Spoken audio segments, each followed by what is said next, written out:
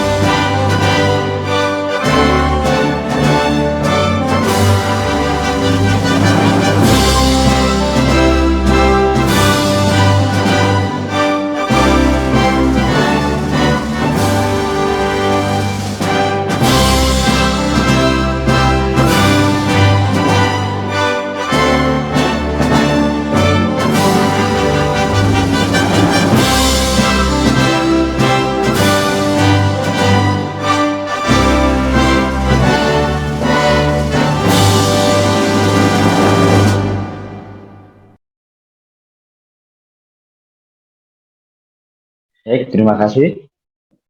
Untuk ya agar kita pagi hari ini lebih ceria dan bersemangat ya, sebelum kita akan berdiskusi, kita bagikan yel-yel kita ya, Bapak Ibu Bruder semuanya, silakan open cam dan open mic, buka mic dan kameranya, silakan.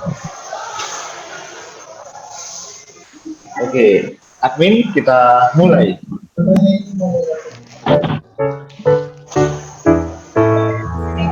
Luper, literasi berkarakter. Yes, oke, lebih ceria lagi, lebih semangat lagi. Ya. Ini tadi baru pemanasan. Nah, ulangi sekali lagi ya, betul semuanya. Lagi.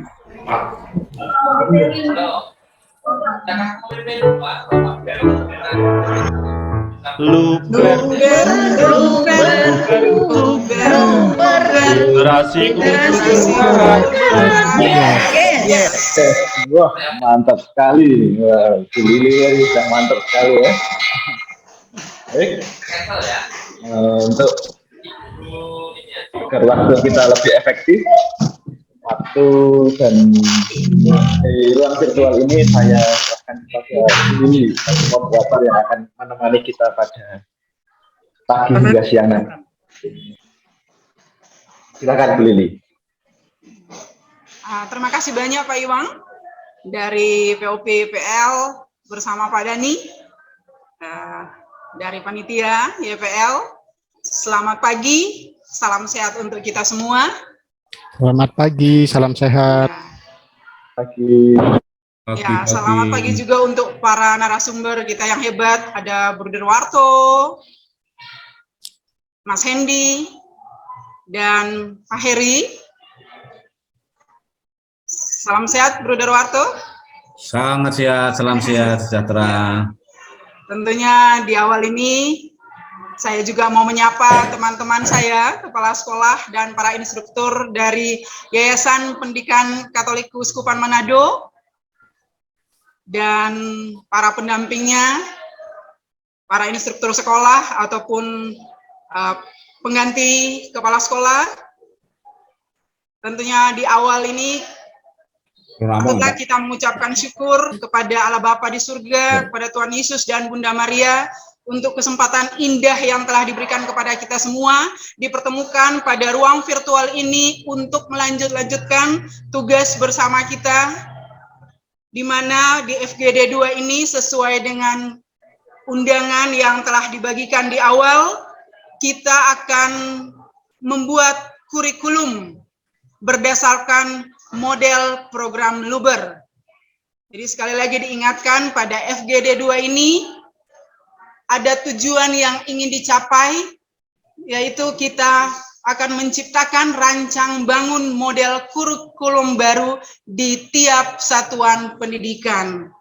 Jadi pada pertemuan awal ini, tentunya kita akan didampingi oleh para narasumber yang akan menginspirasi kita, akan memberikan masukan-masukan, ide-ide yang hebat untuk melengkapi naskah akademik yang sudah kita buat. Di FGD 1 tentu kita pada tanggal 20 yang lalu sudah dipertemukan kembali untuk merampungkan naskah akademik sebagai awal pembuatan naskah kurikulum satuan pendidikan kita. Nah, di saat yang berbahagia ini, kita akan didampingi oleh para narasumber yang hebat.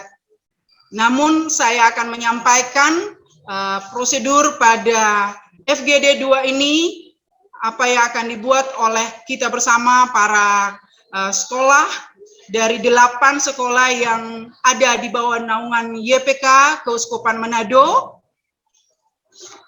Setiap sekolah akan mempresentasikan naskah akademik yang sudah dibuat sebaik mungkin, serampung mungkin sebagai tolak ukur untuk membuat naskah kurikulum sekolah.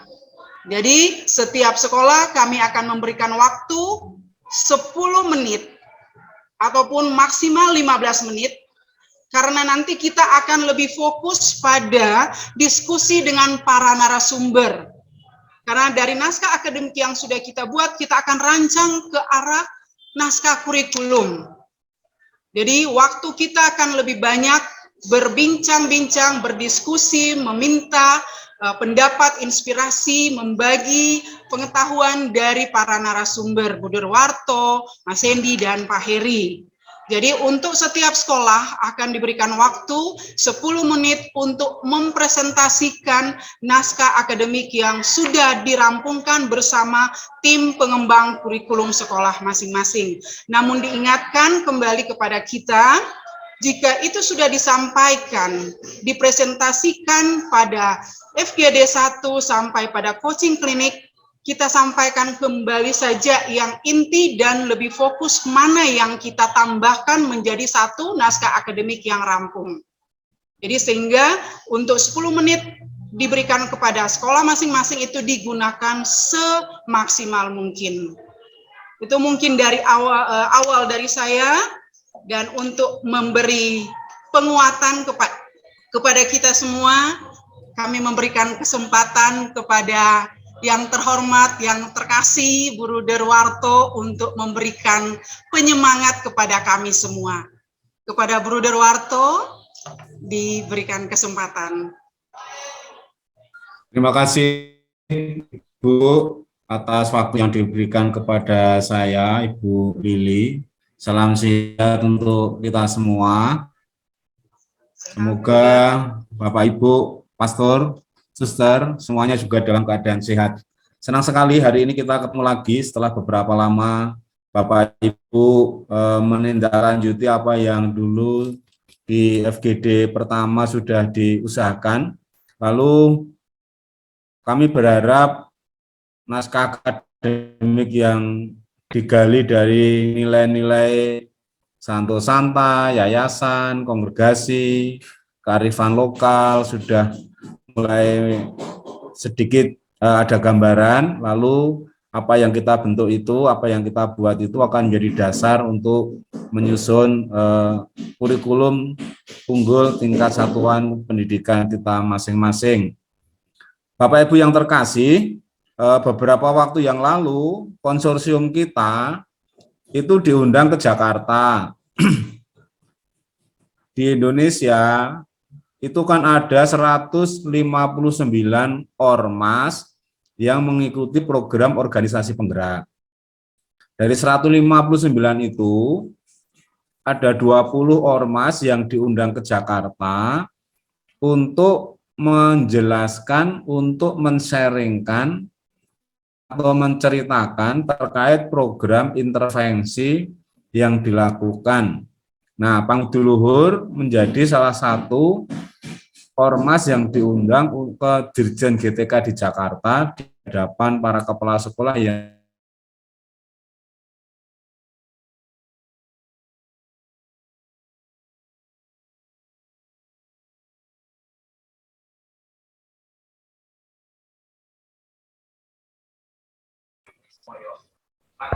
Terputus ya sepertinya. ya, konsorsium kita diundang, lalu menjadi kehormatan karena ada kemungkinan kegiatan kita ini diikuti, dipantau oleh banyak pihak sehingga kita benar-benar mendapat penghormatan untuk menyampaikan program-program kegiatannya. Mungkin Pak, kita akan mendengarkan dulu pidato Pak Adi yang mewakili konsorsium kita di Jakarta untuk menceritakan apa yang kita lakukan. Terima kasih karena kelompok kita, konsorsium kita ini dan seluruh kegiatannya dipercaya Dirjen GTK sebagai sesuatu yang baik dan pantas disampaikan ke publik. Begitu. Pak Dhani, bisa putar video?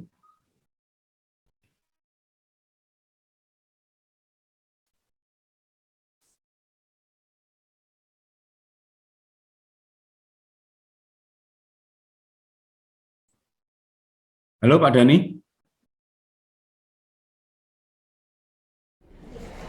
Mohon izin Pak, dari Yasar saya di atas. Silakan Pak, silakan. Mohon volume masing-masing alat diperbesar sendiri karena ini volumenya agak lemah. Yang kami hormati Bapak Heri Yasar sebagai subkoordinator, Bapak Ibu Kepala Sekolah yang luar biasa hari ini hadir. Selamat sore. Salam Om Swastiastu, Namo Buddhaya. Salam pendidikan, salam sehat untuk kita semua. Izin membacakan apa yang sudah saya tulis barusan tadi selama 4 menit 49 detik. Perkenalkan, saya Adi dari Pangudi Luhur. Saya mewakili Bruder Martin dan Doko MSC sebenarnya saya tidak pantas berdiri di sini karena saya hanya tukang pel di sana. Tetapi saya memberanikan diri. Pangudi Luhur sebenarnya sudah secara yuridis 67 tahun, tetapi sudah berkarya selama 101 tahun ini. Jadi sebelum Indonesia merdeka sudah mulai, karena 1920 para Bruder MIC sudah datang ke Indonesia untuk berkarya mendirikan sekolah-sekolah. POP Yayasan Pangudi Luhur Konsorsium Ismoyo, karena Yayasan Pangudi Luhur itu menggandeng 15 yayasan sebagai konsorsium dan boleh. Jadi kami konsorsium Ismoyo. Nanti dicari saja Ismoyo artinya apa.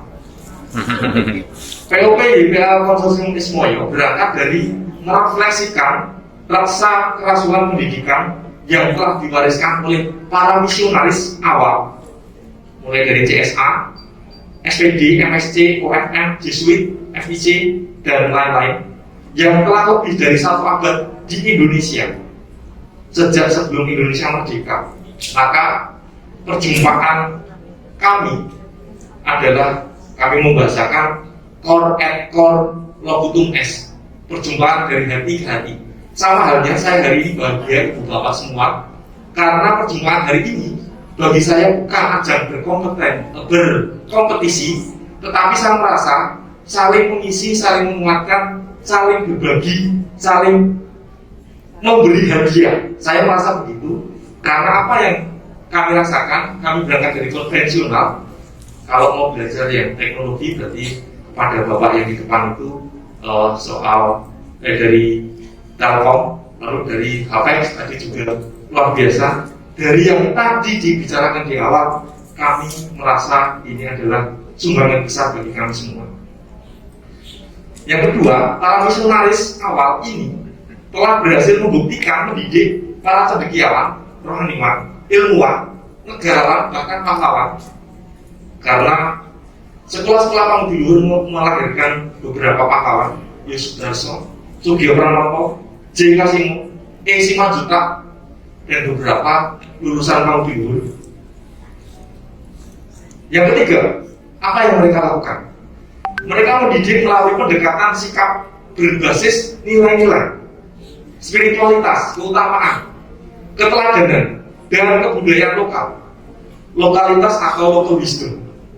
Karena kami juga tidak ingin apa yang didemukan Mas Menteri sebagai kebinekaan global jatuh pada globalitas yang liar, di mana yang kuat saja yang menang, tetapi bagaimana kita saling menguatkan yang lemah dan kita menang bersama-sama. Salah satu faktanya adalah 5 misionaris Belanda 1920 telah datang ke Indonesia dari Belanda, naik kapal Willis dari Rotterdam menuju Batavia, yang waktu itu pemerintahnya adalah Hindia Belanda, ibu kota Hindia Belanda. Dalam beberapa hari, hitungan hari, mereka yang datang dari Belanda sudah harus bisa mengajar dalam bahasa daerah setempat, yaitu bahasa Jawa. Nah, roh mendidik ini tidak hilang hingga saat ini, karena dari sanalah berkembang sekolah-sekolah swasta Katolik di seluruh pelosok Nusantara. Maka misi POP YPL Konsorsium Ismoyo jenjang SMP, karena kami ada 2 proposal SD dan SMP dan dua-duanya gajah.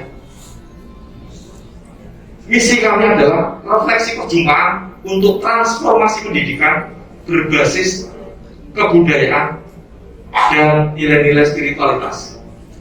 Program yang kami usung memakai program yang dari kementerian, peningkatan mutu kualitas tenaga pendidik dan tenaga pendidikan yang berdampak pada peningkatan hasil belajar peserta didik. Model program kami memakai LUBER, literasi unggul berkarakter. Dengan model program LUBER ini, POP YPL Konsorsium Ismoyo dengan 15 yayasan mengajak pendidik dan tenaga kependidikan untuk menjadi teladan seperti filosofi pendidikan Ki Hajar Dewantara bahwa sebelum tuturi handayani harus ada ingarso sumtumodo di depan memberi teladan dan ingmadyo mangkarso di tengah memberi dorongan. Dari sinilah kami dengan semangat merdeka belajar hendak mengembangkan atau mendesain kurikulum untuk menciptakan kurikulum unggul tingkat satuan pendidikan, tidak hanya KTSP tetapi KUTSP. Data sekolah sasaran intervensi POP YPL Konsorsium Ismoyo tersebar dalam 10 provinsi, 47 kota kabupaten di Jawa, Sumatera, Kalimantan, Sulawesi, Nias, dan Kepulauan Riau. Semua dilakukan secara daring kecuali yang di Jawa Tengah beberapa waktu yang lalu kami lakukan secara luring. Ada 3 kegiatan pokok: persiapan, implementasi, dan monitoring evaluasi. Di persiapan ada 5 sub kegiatan, di implementasi ada 9 sub kegiatan, di monet ada 2, monitoring programasi dan evaluasi programasi sampai LPG. Kalau tadi ya saya klik merasa sendiri, saya temani intervensi kami tipe 6 sama. Nah, fokus POP Yayasan Pauduluhur Konsorsium Ismoyo tahap 1 2021 adalah pengurus yayasan. Jadi kami menggarap para pengurus yayasan dari 15 yayasan anggota konsorsium, kepala sekolah sebanyak 144, wakasek kurikulum sebanyak 144 juga, guru inti dan guru dalam in-house training dan kuliah umum sampai tanggal 20 Desember kelak sebanyak 2033 guru, dan kami dibantu oleh fasilitator yang hari ini juga beberapa hadir di sini. Kemudian kami berhendak menciptakan ekosistem sekolah yang unggul, karena bagi kami literasi numerasi karakter adalah efek karambol dari ekosistem sekolah yang unggul berbasis kebudayaan, nilai-nilai, dan keutamaan. Jadi memang kami kesannya konvensional, tetapi kami bersyukur ada banyak yayasan di sini, ormas-ormas di sini yang menggunakan teknologi literasi digital dan sebagainya. Kami justru belajar, silakan anak-anak didik kami nanti belajar dari Telkom, dari Apex, dari Kerlip, dari mana-mana. Saya berharap sih masing-masing dari ormas sudah memiliki link YouTube di mana kami bisa belajar. Sehingga tadi yang dari Telkom, Bapak siapa, maaf Pak Yanu mengatakan kalau ini di-blended betapa luar biasanya Indonesia memiliki kekayaan yang luar biasa. Maka di akhir kami berharap dari POP Konsorsium Ismoyo akan melahirkan, dari Konsorsium Ismoyo saja akan melahirkan kurikulum unggul tingkat satuan pendidikan sebanyak 144 sekolah. Dan di tahap kedua nanti di 2022 dengan proyek based learning, based teaching, dan based living berdasarkan core values, budaya sekolah, kearifan lokal, dan profil pelajar Pancasila. Dengan model program LUBER ini kami siap menyongsong generasi Indonesia emas di 2045. Demikian, terima kasih. Apa terus fungsinya itu? Semua kegiatan kami dari 30 September sampai hari ini yang masih berlangsung semua terrecord di sini supaya Bapak Asar, Diri Asar dan teman-teman bisa memonitor kegiatan yang kami lakukan. Terima kasih, mohon maaf atas segala kekurangan. Selamat sore. Demikian Bapak Ibu, itu Pak Adi yang mewakili Yayasan Pangudi Luhur diundang ke Dirjen GTK menyampaikan program intervensi yang kita lakukan. Nanti Pak Endi bisa menambahkan. Lalu informasi update terakhir, beberapa sekolah kita yang tergabung di dalam konsorsium Ismoyo ini juga mendapatkan respon yang positif dari beberapa dinas pendidikan yang mereka melihat usaha-usaha yang kita lakukan, pendidikan karakter berbasis nilai, kearifan lokal, ke nilai-nilai keutamaan yayasan, kongregasi, keuskupan, lalu budaya setempat, itu cukup menarik. Paling tidak sudah ada 2 dinas pendidikan yang meminta kita, salah satu anggota konsorsium kepala sekolah, untuk berbagi. Yang satu di Sumatera ya, Pak Endi kemarin ya. Di mana itu nanti Mas Endi? Di Pematang Siantar. Nah, di Pematang Siantar, itu Dinas Pendidikan Pematang Siantar mengajak ingin belajar apa yang dilakukan di POP ini, di Pematang Siantar. Lalu kemarin kami juga dapat laporan dari Ketapang. Ketapang itu kabupaten di Provinsi Kalimantan Barat. Kepala sekolah yang ikut program POP ini juga diminta untuk sharing, berbagi apa kegiatan yang dilakukan. Ini kan sesuatu yang menggembirakan. Mudah-mudahan nanti dari Manado itu juga menjadi penggerak bagi sekolah-sekolah di sekitar, bagi yayasan yang ada di Manado, agar nanti pendidikan nilai, pendidikan karakter berbasis budaya ini sungguh-sungguh bisa kita kembangkan, lalu anak Manado, orang Manado untuk menjadi orang baik, menjadi orang suci, menjadi pemimpin, tidak harus menjadi orang Jawa budayanya, kan begitu.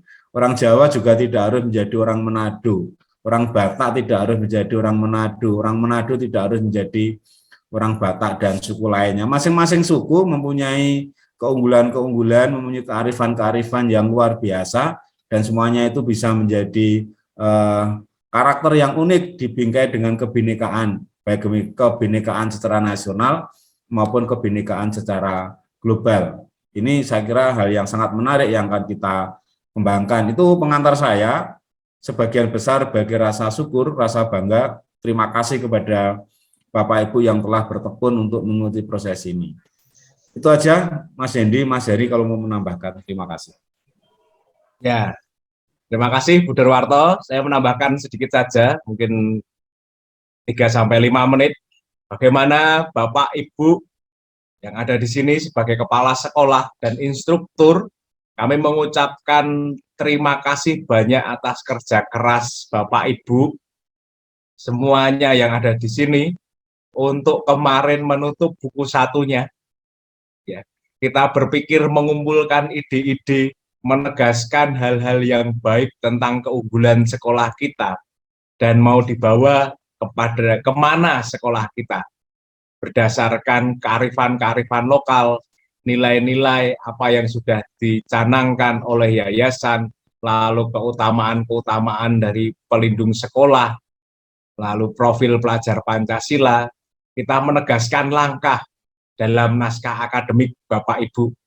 Ketika Ibu Bapak tempo lalu bertanya dan memaksa kami untuk mengirimkan form, ya, ada formnya enggak, ada kolomnya enggak, ada apa yang perlu kita isi gitu ya. Pasti awal-awalnya seperti itu ya, Bapak Ibu. Ya Bu Lili sampai bingung bertanya terus, enggak ada formnya enggak Mas, ini ibu-ibu kepala sekolah ini pada bingung ini Mas. Kami jawab, tetap jawab, tidak ada Ibu.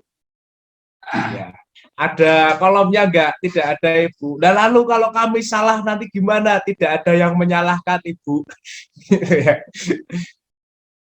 Jadi Bapak Ibu kepala sekolah, kita telah lama hidup dalam suasana ketakutan.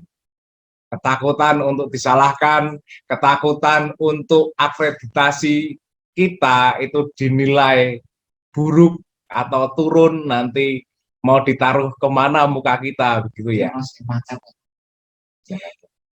Ini ada ibu yang berangkatkah di Jakarta kemarin di Arya Duta di kolom ini, di kolom ini, tempat ini? Ada Mas Ada dua. Hendri. Ada dua. Ada dua ya.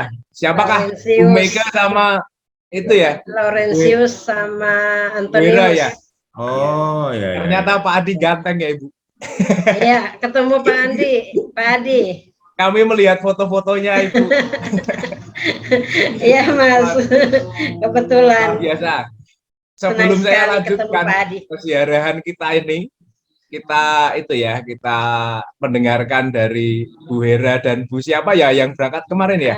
Laurentius, Ibu Yolanda Monika. Ibu Yolanda. Oh ya. Bu, berdua kami mau bertanya, apa yang bisa Ibu syukuri dengan organisasi penggerak jenjang SMP ini ketika kemarin ditegaskan berangkat? Ya, Bu Hera dulu ya. Silakan. Kami bersyukur karena kami diundang dari kementerian langsung dalam program evaluasi dampak POP. Awalnya kami tidak paham dengan apa sebenarnya evaluasi dampak itu. Kami dikirimi nama-nama kelas 7 untuk mengikuti asesmen nasional. Waktu itu berbarengan dengan ANBK. Jadi kami, khusus saya yang Antonius, kebingungan karena memang kami tidak dapat informasi dari Dinas Pendidikan Kota. Nanti pada saat sesudah FGD 1 hari Rabu tanggal berapa ya itu, kami sibuk sesudah diskusi, kami berdua dengan Ibu Yolanda sibuk dengan kepengurusan segala macam yang harus kami bawa ke Jakarta waktu itu, sehingga administrasi khususnya kami di Antonius itu belum lengkap. Dan pada umumnya di sana itu adalah penggantian dana yang dikeluarkan waktu asesmen nasional pada bulan Oktober yang lalu.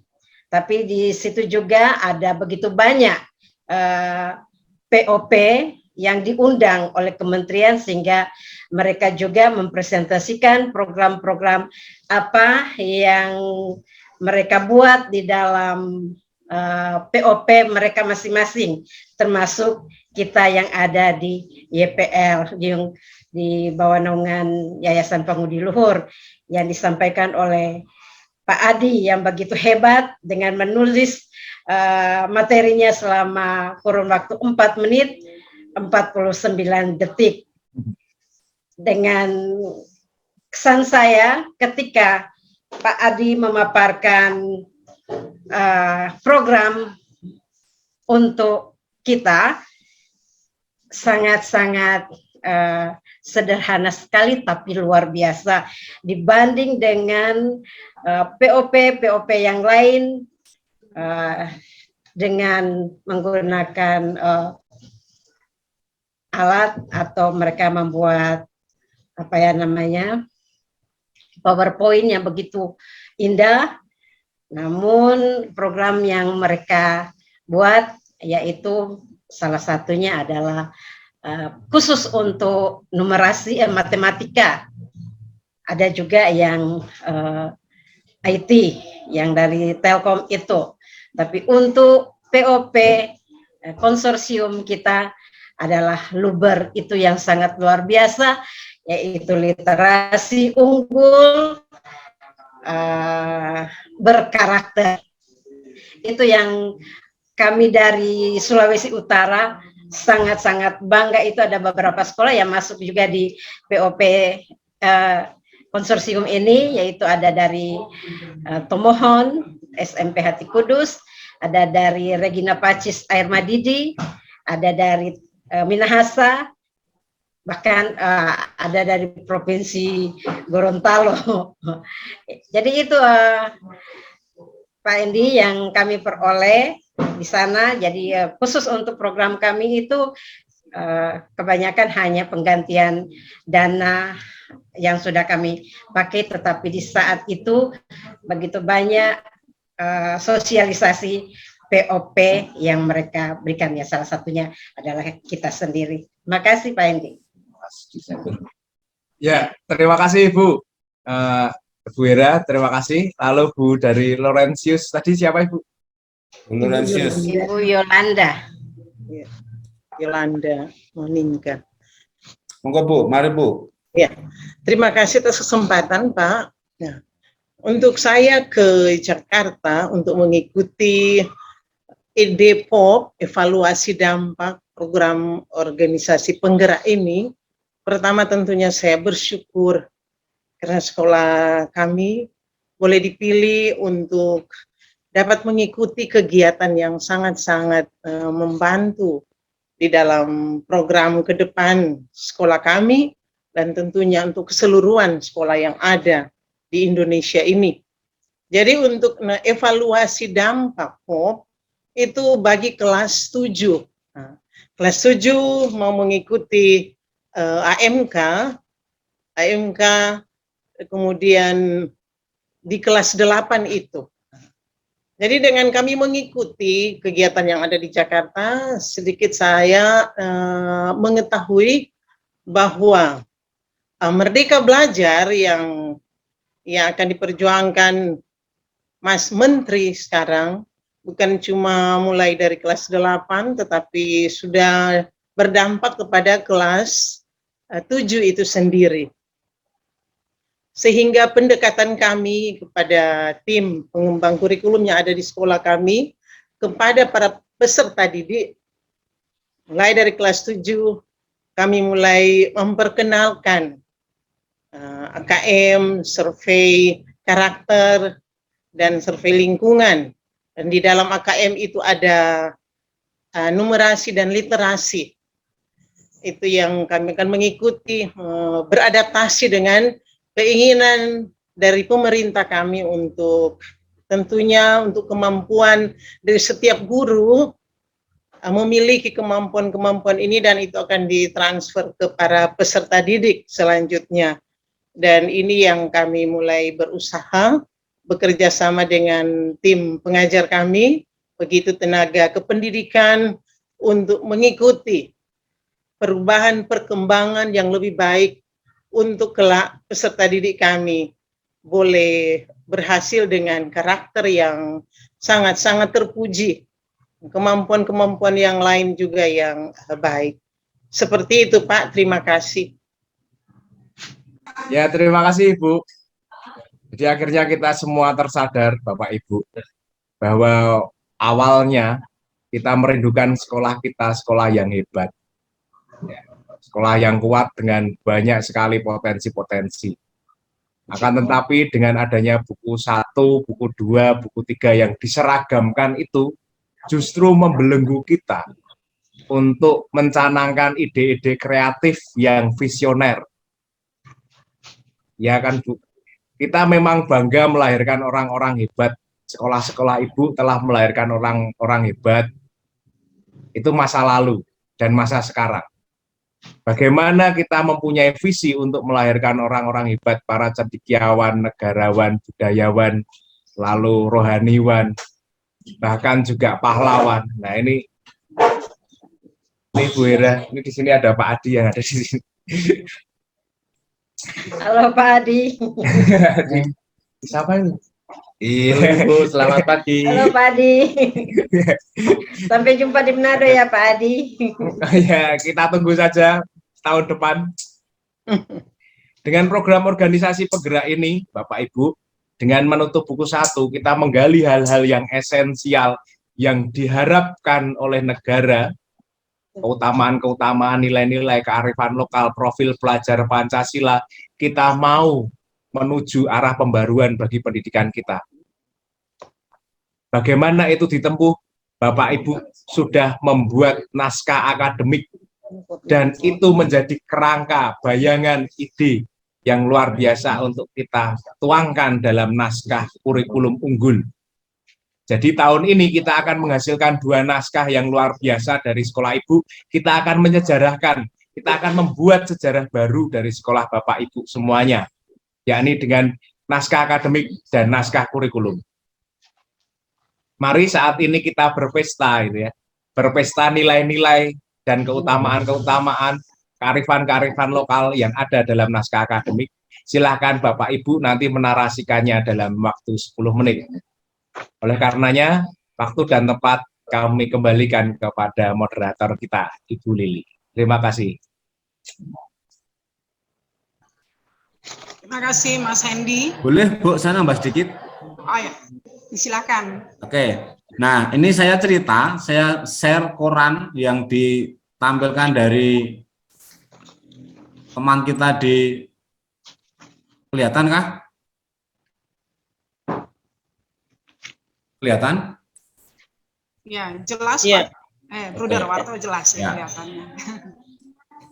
Ini potongan koran yang dikirim ke kami dari SMP Santo Thomas 4 Medan. Mereka langsung membuat gerakan yang namanya manajemen sekolah berbasis budaya Batak.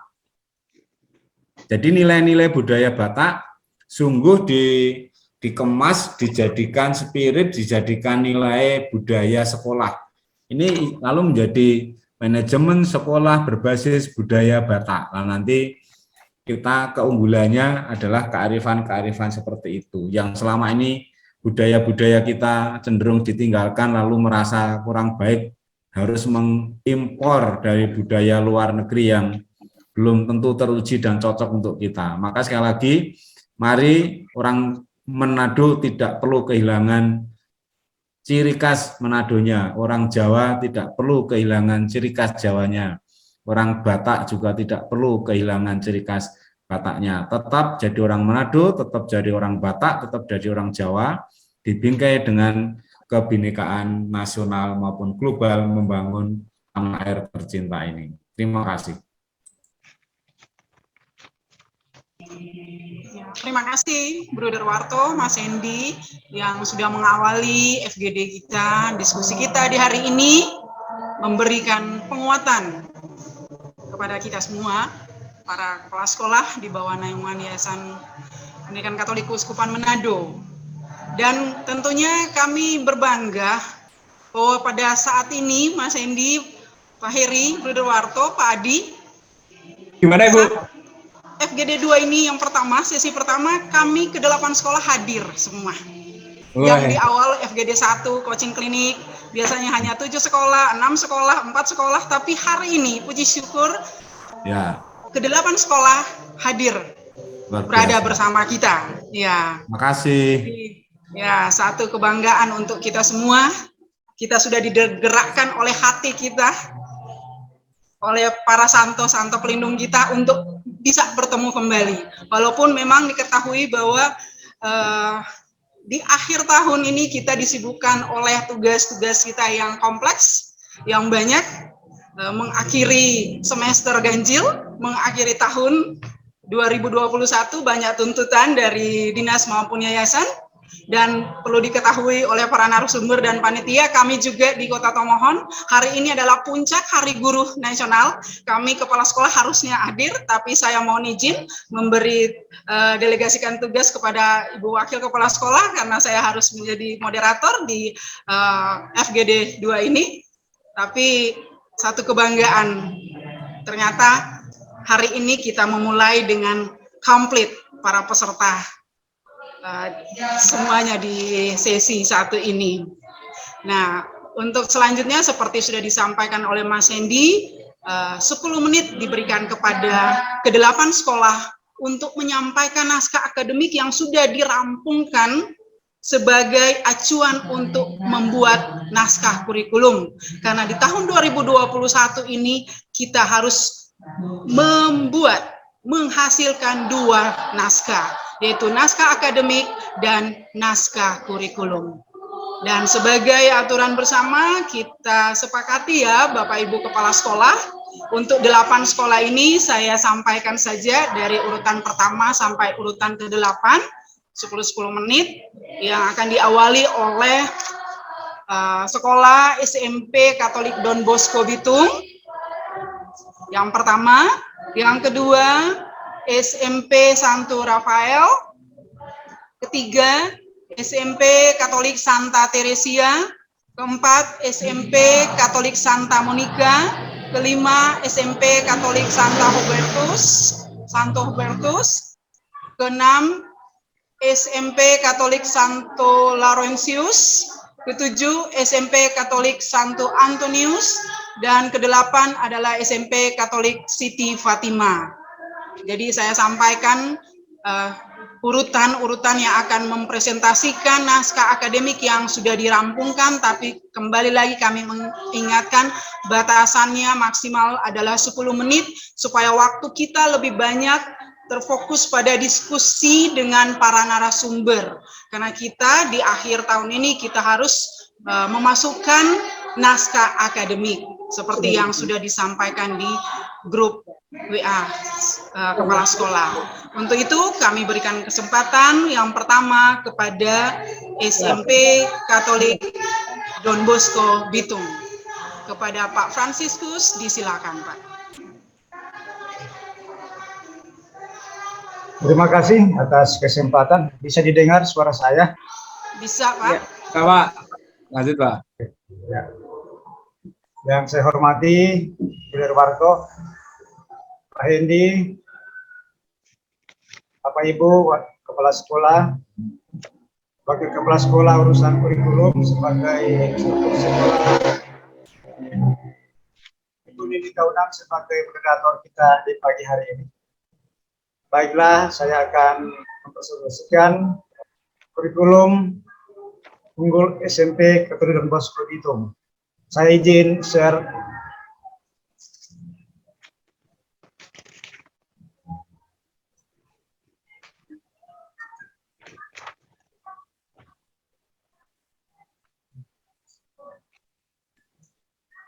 Sudah nampak di layar, Bu?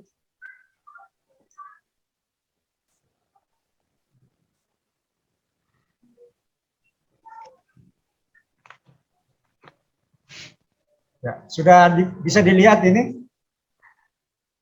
Halo? Iya. Bisa. Ya. Baik, ini slide-nya ada 60 slide. Ibu Lili, boleh nanti saya hanya memperlihatkan sekilas saja. Nanti saya tekankan pada nilai-nilai sekolah atau nilai budaya sekolah dan kearifan lokal. Pak Fransiskus, Ya. Mungkin bisa karena ada 60 slide, Bapak sampaikan apa yang belum Bapak sampaikan pada tanggal 20. Yang sebelum-sebelumnya kan sudah banyak yang disampaikan, jadi lebih fokus pada penambahan yang sudah dilakukan bersama. Ya, saya tadi silakan, Pak. Saya hanya Iya, itu babunya saja. Kita nak dapat lihat itu di situ babu-babu. Jadi kalau mau kasih tidak mesti. Ya, maaf belum pas enter dan supaya gampang. Ibu Yolanda, boleh di mute dulu Bu? Ya, ya.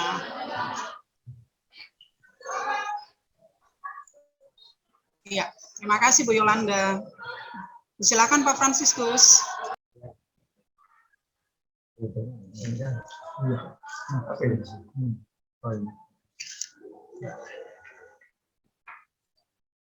Nah, ini adalah sampul atau cover kami, naskah akademik Yayasan Pendidikan Katolik Uskupan Manado yang kami rancang seperti ini. Ada kata pengantarnya, dan saya sudah beritahukan yang lalu, jadi saya hanya lewatkan saja. Berikut ada lembar pengesahan. Lembar pengesahan sini ada mengetahui Ketua YPKKM Perwakilan Kota Bitung, Kepala Sekolah, dan Kepala Dinas Pendidikan Kota Bitung. Ini adalah lembar pengesahan. Berikut ada surat keputusan pembagian tugas guru dan pegawai dalam pengembangan kurikulum tingkat satuan pendidikan. SK-nya, ini SK-nya. Ada yang menimbang kurikulum. Di sini juga ada saya masukkan kitab hukum kanonik ya, tentang pendidikan Katolik. Berikut ada dokumen Konsili Vatikan kedua tentang pernyataan pendidikan Kristen dan Undang-Undang Nomor 20 Tahun 2003 tentang Sistem Pendidikan Nasional dan sebagainya. Berikut lanjut. Nah, memutuskan pertama atau mempertimbangkan, memperhatikan akta notaris YPK Keuskupan Manado nomor 1 tahun 2005, anggaran dasar, anggaran rumah tangga dan peraturan-peraturan YPK Keuskupan Manado serta ciri khas dan visi misi YPK Keuskupan Manado. Itu yang boleh kami sampaikan dan lain-lain. Berikut ada pembagian tugas tim pengembang kurikulum tingkat satuan pendidikan. Sebagai penanggung jawab kepala sekolah, koordinator umum adalah saya sebagai instruktur, ketua, ada sekretaris, bendahara anggota, serta tim perumus kurikulum unggul tingkat satuan pendidikan atau KTSP, ada koordinator dan ada beberapa anggota. Di sini ada daftar isi, ya, saya sudah buat. Kata pengantar, lembar pengesahan, SK tim pengembang KTSP, pendahuluan latar belakang dan dasar hukum, bab 2 landasan teori, pemerataan mutu dan upaya mewujudkan profil pelajar Pancasila, pendidikan abad 21, konsep pendidikan merdeka belajar menurut Ki Hajar Dewantara, bab 3 profil sekolah, sejarah, visi dan misi SMP Katolik Posko Bitung, tujuan sekolah, gerakan penumbuhan budi pekerti, dan gerakan literasi sekolah. Bab 4, kurikulum sekolah, tentang karakteristik kurikulum, tujuan pengembangan kurikulum, prinsip pengembangan kurikulum menurut para ahli, struktur kurikulum, mata pelajaran, dan muatan lokal. Bab 5, penutup, ada daftar lampiran tentang dokumentasi penyusunan KTSP serta dokumentasi kegiatan-kegiatan sekolah. Ini sudah surat pernah disentil, saya lanjut saja. Ini sudah latar belakang. Ini sudah landasan hukum, juridis kurikulum tingkat pendidikan. Tadi sudah disentilkan kitab hukum kanonik tentang pendidikan Katolik, dokumen Konsili Vatikan kedua tentang pendidikan Kristen, Undang-Undang Dasar Negara Republik Indonesia tahun 45 pasal 31 ayat 1 tentang hak setiap warga negara mendapat pendidikan dan seterusnya. Bab 2 landasan teori ini yang saya masukkan, pemerataan mutu dan upaya mewujudkan profil pelajar Pancasila. Hak warga negara terhadap pelayanan pendidikan tidak hanya berkenan dengan akses untuk memperoleh pendidikan, tapi juga pemerataan pendidikan yang bermutu. Itu sudah ditegaskan, disebutkan dalam Undang-Undang Nomor 20 Tahun 2003 tentang Sistem Pendidikan Nasional. Secara umum juga ada 6 elemen utama yang menandai profil pelajar Pancasila: beriman, berakhlak, bertakwa kepada Tuhan Yang Maha Esa, dan berakhlak mulia. Berkebinekaan global, mandiri, gotong royong, bernalar keris, dan kreatif. Keenam elemen tersebut harus dipandang sebagai satu kesatuan yang mendukung dan berkesinambungan satu sama lain. Nah, pembentukan profil pelajar Pancasila yang beriman, bertakwa kepada Tuhan Yang Maha Esa, dan berakhlak mulia dimulai dari penguatan iman dan takwa kepada Tuhan Yang Maha Esa sesuai dengan agama dan kepercayaan masing-masing peserta didik. Pendidikan abad 21, abad ke-21 ditandai sebagai abad keterbukaan atau abad globalisasi. Artinya kehidupan manusia pada abad 21 mengalami perubahan-perubahan yang fundamental yang berbeda dengan tata kehidupan dalam abad sebelumnya. Dikatakan abad 21 adalah abad yang meminta kualitas dalam segala usaha dan hasil kerja manusia. Dengan sendirinya abad 21 meminta sumber daya manusia yang berkualitas yang dihasilkan oleh lembaga-lembaga yang dikelola secara profesional sehingga membuahkan hasil unggulan. Lanjut, konsep pendidikan belajar, merdeka belajar menurut Ki Hajar Dewantara.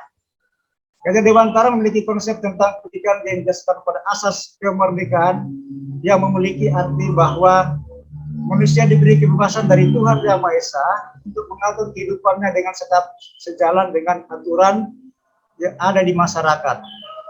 Siswa harus memiliki jiwa merdeka, dalam artian merdeka secara lahir dan batin serta tenaganya.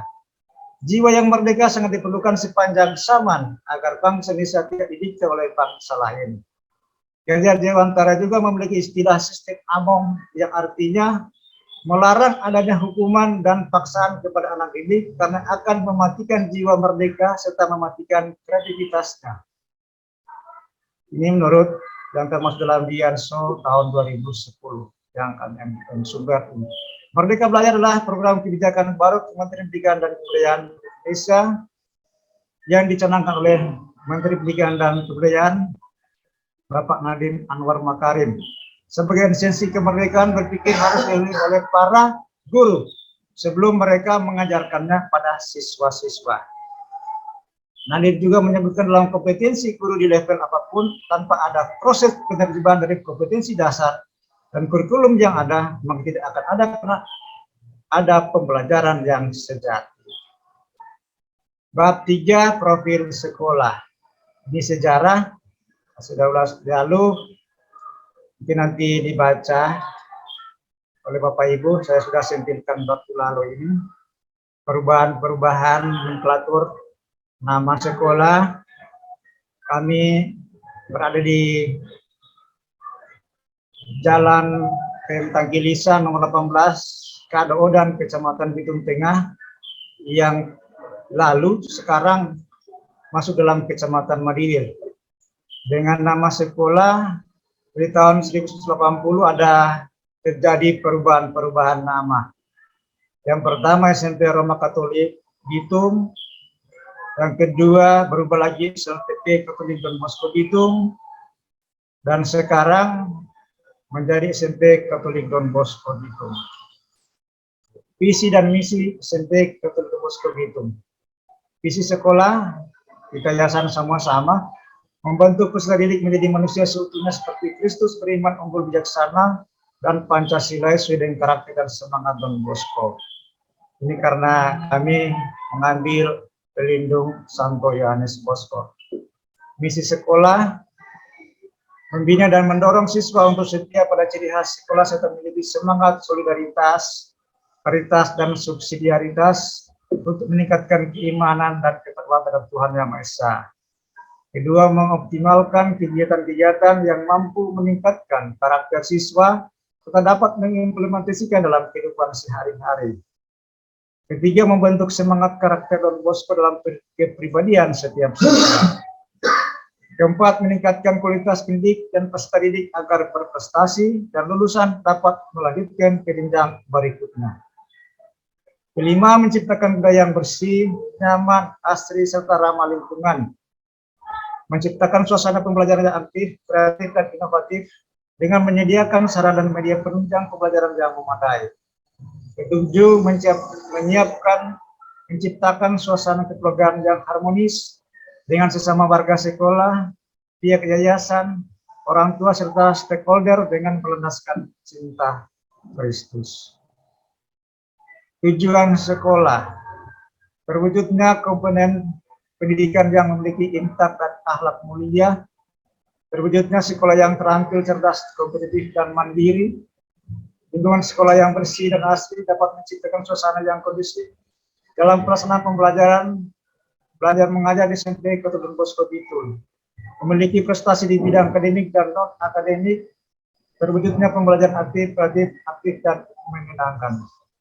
Nah, nilai-nilai inti atau kurikulum yang kami gali dalam Santo Yohanes Bosco ini adalah yang pertama sesuai dengan pelindung kami, seorang pengajar dan pendidik, ya, membantu anak muda yang terlantar dan miskin, dan juga membimbing anak agar tahu membedakan apa yang baik dan yang tidak baik. Dia adalah seorang pengkhotbah dan penulis yang memiliki kebaikan hati, kelemah lembutan, kesederhanaan, belas kasih yang tulus, mampu menemukan Tuhan dalam hal-hal kecil dan sederhana, kuat dan penuh semangat. Nilai-nilai yang ada pada sekolah kami angkat, yaitu mampu bersyukur, jujur, rendah hati, harga menghargai sesama makhluk lain, cinta tanah air dan bangsa, suka membantu, suka belajar dan mengembangkan diri. Dalam ini tadi kami masukkan sebagai sebuah gerakan, yaitu gerakan penumbuh budi pekerti. Dalam hal ini kami pilah di dalam pembiasaan harian, yaitu membersihkan lingkungan sekolah dari limbah fisik dan visual, santun dalam berbicara, bersikap dan berperilaku, memberi senyum, sapa, salam, sopan santun kepada setiap orang di komunitas sekolah maupun di mana saja mereka berjumpa. Berpakaian sopan sesuai norma dan budaya nasional atau budaya lokal. Menggunakan sumber daya sekolah, misalnya air, listrik, telepon, dan sebagainya secara efisien untuk mencegah berbagai bentuk pemborosan. Mengurangi penggunaan plastik atau bahan lain yang tidak mudah terurai. Mematikan lampu dan semua alat yang menggunakan listrik saat tidak diperlukan. Mematikan keran air saat tidak diperlukan. Membuang sampah pada tempat yang telah disediakan.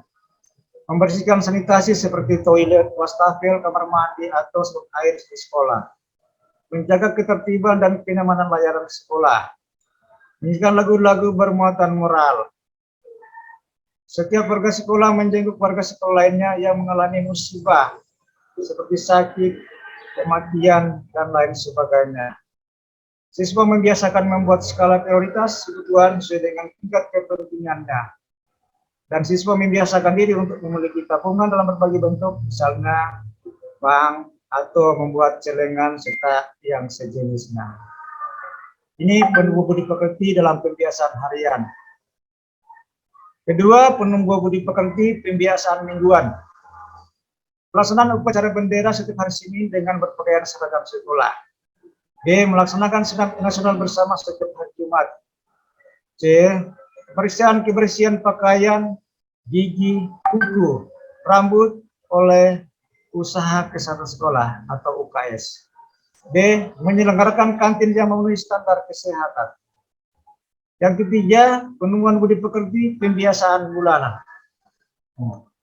A. Gerakan menjaga dan merawat tanaman di lingkungan sekolah. B. Penataan ruang kelas sesuai dengan kondisi dan kebutuhan kelas. Menjaga dan merawat tanaman di lingkungan sekolah. C. Melaksanakan kerja bakti. D. Penataan ruang kelas sesuai dengan kondisi dan kebutuhan kelas yang saat diperlukan. E. Sekolah menyediakan ruang publik untuk berkreasi siswa secara bebas dan bertanggung jawab. Keempat, menumbuhkan budi pekerti pembiasaan tengah tahunan atau semesteran. A. Melaksanakan kerja bakti untuk lingkungan sekitar sekolah. B. Melaksanakan berbagai jenis lomba antar kelas. C. Menyelenggarakan forum diskusi siswa dengan narasumber berasal dari siswa itu sendiri atau juga dihadiri oleh para guru serta tenaga kependidikan. D. Memelihara bangku kelas dan fasilitas sekolah lainnya agar selalu tetap bersih dari coretan dalam bentuk apapun. D. Siswa berlatih membuat produk kreatif yang dapat dijual.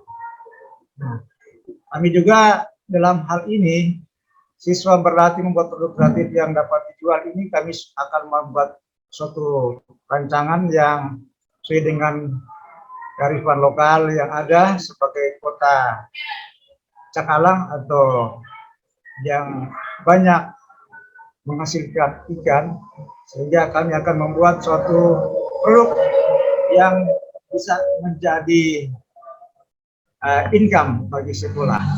Yang kelima, penubuhan budi pekerti pembiasaan tahunan atau per tahun.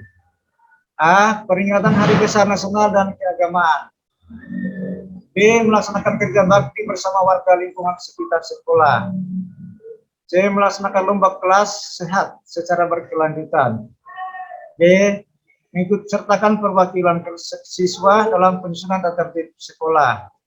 E. Melaksanakan pentas seni atau pameran karya siswa. F. Mengikuti kegiatan perlombaan dan festival di luar sekolah, baik tingkat sekolah, kecamatan, kabupaten, kota, provinsi, atau nasional. Berikut kami juga membuat gerakan literasi sekolah. Gerakan literasi sekolah bertujuan untuk menumbuh kembangkan budi pekerti peserta didik melalui pembudayaan ekosistem literasi sekolah agar mereka menjadi pembelajar sepanjang hayat. Nah, ini beberapa bentuk yang kami lakukan. Yang pertama, membaca 15 menit setiap hari sesuai kesepakatan di sekolah. B. Mengelola sudut baca di dalam kelas masing-masing. C. Satu peserta didik, satu buku sastra. D. Wajib kunjung perpustakaan sekolah. E. Kuis membaca pagi atau disebut dengan sarapan pagi. F. Pemilihan duta literasi. G. Membaca buku cerita dan menceritakan kembali cerita yang dibaca. H. Mading kelas yang terbit seminggu sekali. Bab 4. Kurikulum sekolah. A. Karakteristik kurikulum. Kurikulum dirancang dengan karakteristik sebagai berikut. 1. Mengembangkan keseimbangan antara sikap spiritual dan sosial, pengetahuan dan keterampilan, serta menerapkannya dalam berbagai situasi di sekolah dan masyarakat. 2. Menempatkan sekolah sebagai bagian dari masyarakat yang memberikan pengalaman belajar agar peserta didik mampu menerapkan apa yang dipelajari di sekolah ke masyarakat dan memanfaatkannya dalam masyarakat sebagai sumber belajar. 3. Memberi waktu yang cukup leluasa untuk mengembangkan berbagai sikap, pengetahuan, dan keterampilan. 4. Mengembangkan kompetensi yang dinyatakan dalam bentuk kompetensi inti kelas yang dirinci lebih lanjut dalam kompetensi dasar mata pelajaran. E. Mengembangkan kompetensi inti kelas menjadi unsur keorganisasian kompetensi dasar. Semua kompetensi dasar dan proses pembelajaran dikembangkan untuk mencapai kompetensi yang dinyatakan dalam kompetensi inti tadi. Nah, mengembangkan kompetensi dasar berdasar pada prinsip akumulatif, saling memperkuat dan memperkaya antar mata pelajaran dan jenjang pendidikan, baik horizontal maupun vertikal. Ini pengembangan kurikulum bertujuan memberikan keleluasan dan kewenangan ke sekolah dalam mengembangkannya serta melaksanakan substansi kurikulum yang disesuaikan dengan kekhasan kondisi dan potensi peserta didik, satuan pendidikan dan lingkungan daerah atau budaya lokal. Nah, kurikulum SMP Ketua Bosco Bitung kecepatan ini disusun bertujuan menjadi kurikulum yang sesuai dengan potensi daerah atau sosial budaya masyarakat dan peserta didik serta berwawasan lingkungan. Sebagai acuan dalam melaksanakan pembelajaran di sekolah, yang menciptakan suasana pembelajaran di sekolah yang bersifat mendidik, mencerdaskan dan mengembangkan kreativitas peserta didik serta nilai-nilai tinggi. Keempat, menciptakan pembelajaran efektif, demokratif, menantang, menyenangkan, dan mengasihkan. 5. Menciptakan pembelajaran dengan pendekatan saintifik, meliputi, mengamati, menanya, mengumpulkan informasi atau bereksperimen, mengolah informasi atau asosiasi, mengkomunikasikan atau mempresentasi. Karena melaksanakan gerakan penumbuh budi pekerti di lingkungan sekolah. 7. Membiasakan gerakan literasi yang dalam masa pandemi ini didasarkan dengan gerakan literasi rumah. Ya. Untuk sementara masih gerakan literasi rumah, dan mudah-mudahan di tahun ajaran yang baru kami sudah melaksanakan literasi di sekolah. Oke, pengembangan kurikulum menurut para ahli. Ada beberapa ahli yang kami masukkan di sini untuk memperkuat pengembangan kurikulum di sekolah kami. Kami mengambil pertama dari Daud Yusuf. Terdapat 3 sumber nilai yang ada pada masyarakat tentang proses pendidikan, yaitu logika, estetika, dan etika. 2. Pengembangan kurikulum menurut Peter Olin. Prinsip pengembangan kurikulum ada suatu sumber yang menjadi acuan sebuah pengembangan kurikulum, yaitu data empiris data hasil penelitian dan kisah rakyat yang mengangkat tentang keyakinan masyarakat dan nilai-nilai adil dalam benar, serta pemahaman bersama atau pengertian umum yang ada dalam suatu masyarakat. Kami juga mengangkat ini pengembangan kurikulum para ahli, kami ambil juga mencoba ingat sebagai budayawan, sebab di situ juga ada sistem review dan upacara keagamaan, sistem organisasi dan kemasyarakatan, sistem pengetahuan, bahasa, kesenian, sistem mata pelajaran hidup, sistem teknologi, dan peralatan. Kondisi yang terdapat pada lembaga pendidikan SMP Kelulusan itu untuk unsur bahasa, guru dan siswa menunjukkan beragam bahasa. Ada beberapa siswa dan guru, ada yang berasal dari Batak, ada berasal dari Minahasa, dari Sanget, Talaut, Toraja, Jawa, serta dari Gorontalo. Untuk pengetahuan, sekolah mengacu pada komponen dalam kurikulum tujuan yang akan dicapai tentang isi materi yang di dalamnya, bagaimana pengalaman belajar peserta didik lewat proses pembelajaran sampai dengan evaluasi. Sistem dalam organisasi kemasyarakatan sebagai warga sangat peduli dengan peristiwa alam yang terjadi seperti bencana alam. Semua warga sekolah berkontribusi membantu bagi mereka yang kena dampak, baik siswa maupun guru. Untuk mata pencarian hidup, orang tua siswa sangat bervariasi dengan melihat data yang ada. Pekerjaan sebagai nelayan, ada sebagai ASN, ada juga sebagai wira swasta, ada sebagai wirausaha, ada sebagai TNI dan Polri. Adapun untuk kegiatan review dan acara keagamaan, SMP Kelulusan Sekolah Bitung adalah sekolah di bawah peringatan 1 UNESCO dengan mengedepankan nilai-nilai keutamaan, kebaikan hati, kelemah lembutan, kesederhanaan, belas kasih, dan tulus. Diaplikasikan dengan setiap hari beribadah sebelum dan sesudah kegiatan pembelajaran. Laksanakan pimpinan iman dalam bentuk rekoleksi dan senang masa pasca dan masa akhir. Laksanakan tugas liturgi di gereja pusat paroki setahun sekali sesuai dengan jadwal yang ada.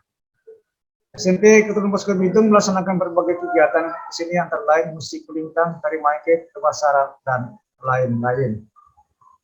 Struktur kurikulum. Untuk struktur kurikulum, muatan kurikulum SMP Kelulusan Sekolah Bitung menggunakan kurikulum 2013 sesuai dengan kompetisi inti.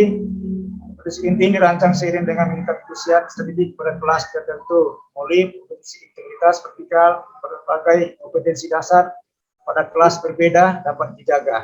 Nah, rumusan kompetensi inti menggunakan notasi seperti berikut.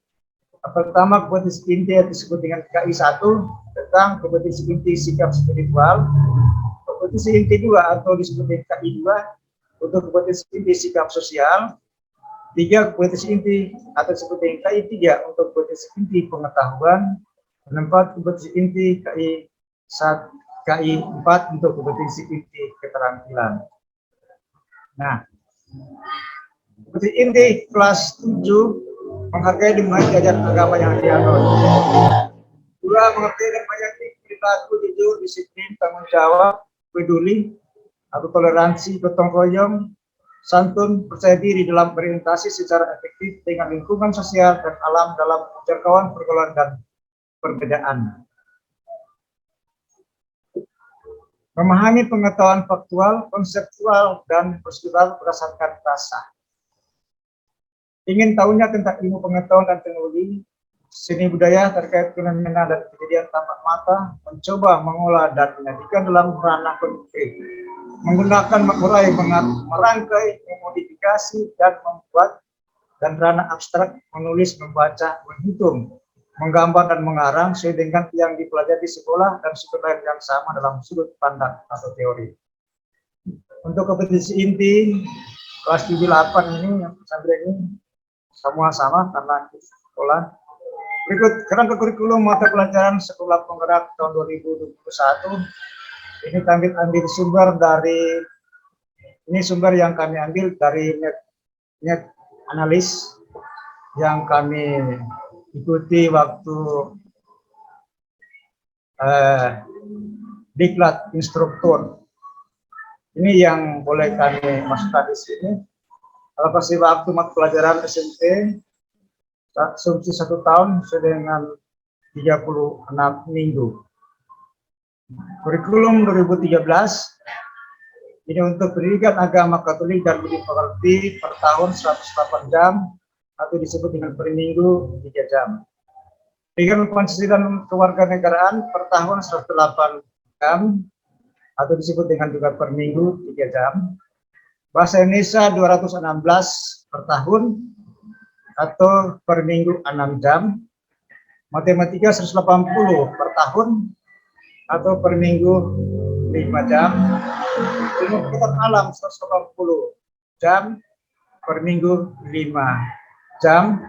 Ilmu pengetahuan sosial 144 jam dihitung per minggu 4 jam. Untuk bahasa Inggris 144 jam dalam setahun per minggu 4 jam. Untuk kelompok D, pendidikan kesehatan olahraga dalam setahun 108 jam per tahun 2013 dan per minggu 3 jam. Untuk seni budaya 108 jam atau per minggu 3 jam. Prakarya 72 jam dalam setahun per minggu 2 jam. Jadi alokasi waktu per minggu dalam per tahun 1368 atau dalam setahun atau 38 minggu dalam setahun.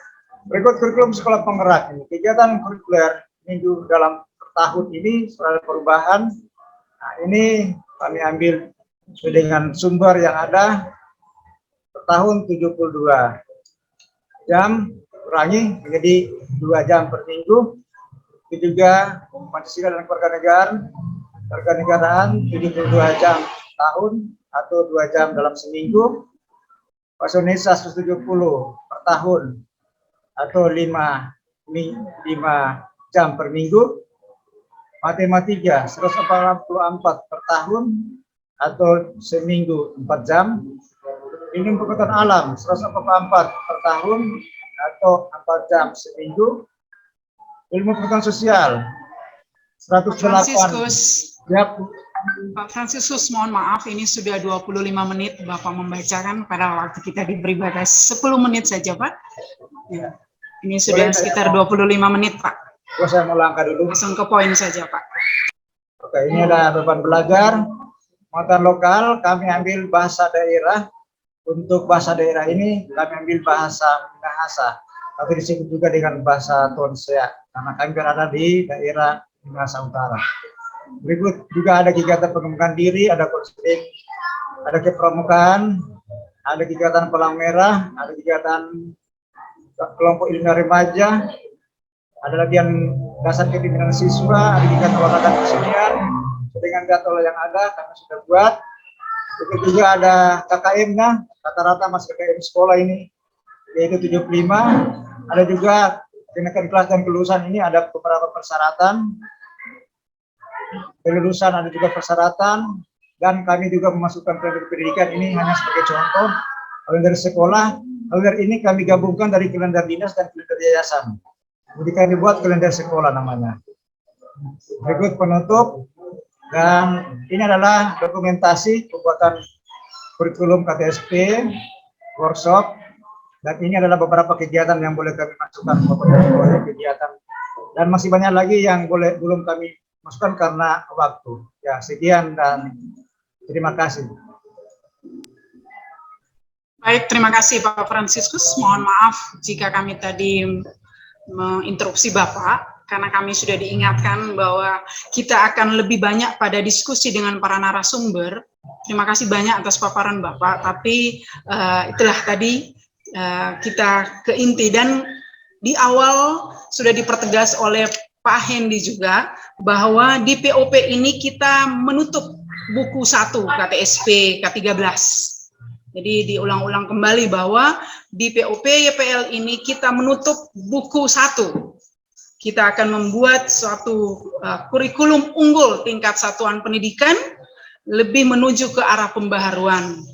Jadi untuk itu kita akan lebih banyak diberi penguatan oleh para narasumber kita yang hebat setelah kita memaparkan semua naskah akademik yang sudah kita buat bersama di masing-masing sekolah bersama tim pengembang kurikulum sekolah. Terima kasih Pak.